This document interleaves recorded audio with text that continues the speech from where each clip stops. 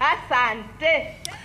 Nayo jamii ya Gabra inayopatikana kaskazini mwa nchi ina njia yake ya kipekee ya kumkaribisha mgeni. Jamii hiyo hutumia kipande cha ngozi ya mnyama kutengeza zawadi inayojulikana kama medich, ambayo huvishwa mgeni mkononi kama njia ya kumkaribisha. Boniface Baraza anatuchorea taswira kamili ya makaribisho ya jamii ya Gabra, kaunti ya Marsabit.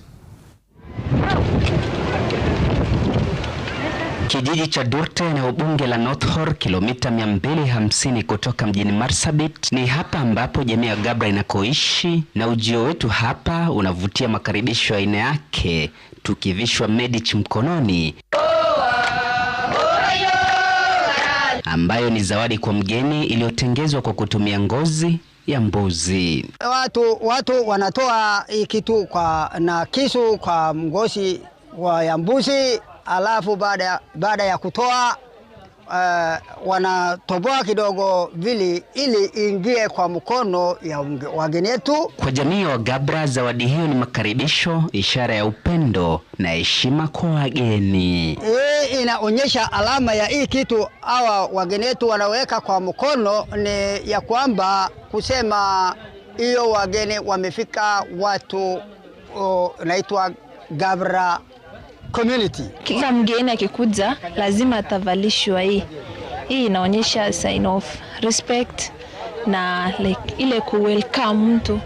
Yeah. Na je, endapo mgeni atapinga na kukaidi makaribisho hayo? Mtu akikataa kufaa hii, hiyo ni kuonyesha alama mbaya, kwa sababu akikataa anasema huyo ataki kuona yani vile tunakaribisha, yani haikutosha.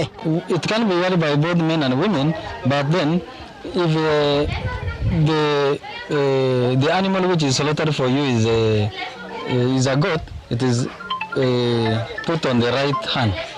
If the animal is a sheep, it is put on the left hand. Makaribisho hayo yanatolewa tu kwa wageni maalum. Ndio makaribisho aina yake yanayokumbatiwa na jamii ya Gabra na ya taadima kubwa katika jamii hii, na inayokumbatiwa na jamii hii kuashiria wameridhia ujio wako kufika hapa, na utakiwi kuiondoa mkononi hadi pale utakaporejea nyumbani kwako.